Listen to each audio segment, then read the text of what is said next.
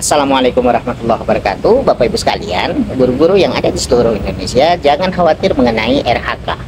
Karena apa?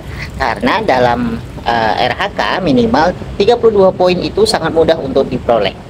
Dari lumbung kombel saja itu sudah banyak sekali poin yang bisa didapat. Setidaknya Bapak Ibu ada 5 yang menjadi keunggulan atau 5 yang menjadi kelebihan dari kombel yang bisa dijadikan lumbung. Apa saja?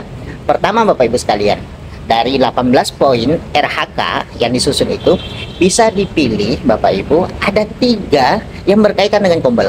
Apa saja itu? Pertama Bapak Ibu, yang menjadi penggerak komunitas. Yang jadi penggerak komunitas siapa saja? Siapa saja bisa Bapak Ibu sekalian. Tidak hanya kepala sekolah, tidak hanya guru Bapak Ibu, semua yang ada di sekolah, semua guru bisa ikut jadi penggerak kombel. Meskipun dalam penggerak kombel, misalkan yang di PMM itu hanya 3 orang Bapak Ibu sekalian, tapi sekolah bisa membuat kombel-kombel yang lebih kecil lagi. Kombel-kombel kelas, kombel-kombel fase, kombel-kombel mapel, dan seterusnya. Bisa Bapak Ibu sekalian. Itu poinnya besar sekali. Poinnya 36 poin Bapak Ibu. Sudah melebihi dari poin minimal yang ada. Itu yang pertama. Yang kedua Bapak Ibu, kita bisa menjadi narasumber berbagi praktik baik. Contoh praktik baiknya sederhana seperti ini. Saya mengajar di kelas menggunakan media tertentu, sehingga apa? Murid saya itu bisa nyaman mempelajarinya. Murid saya lebih mudah untuk memahami materi pembelajaran yang saya sampaikan. Akhirnya apa? Praktik baik yang saya lakukan itu saya share kepada teman saya. Nah, saya share kepada komunitas di sekolah saya. Hanya difasilitasi oleh komunitas belajar sekolah atau komunitas belajar kelas.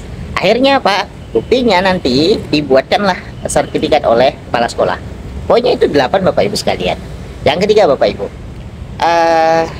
peserta praktik baik.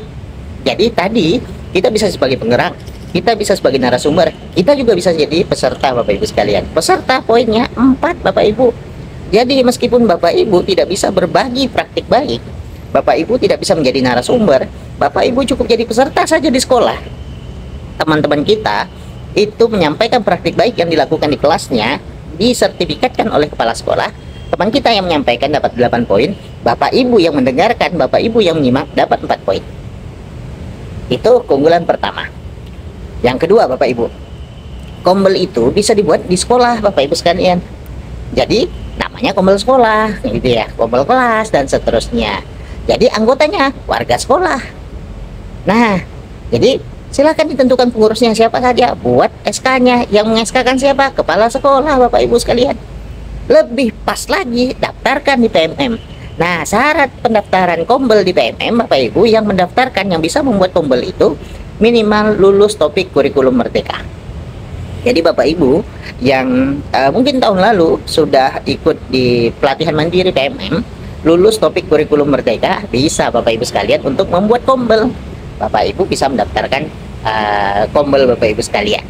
Yang ketiga Bapak Ibu, kegiatan kombel itu banyak sekali.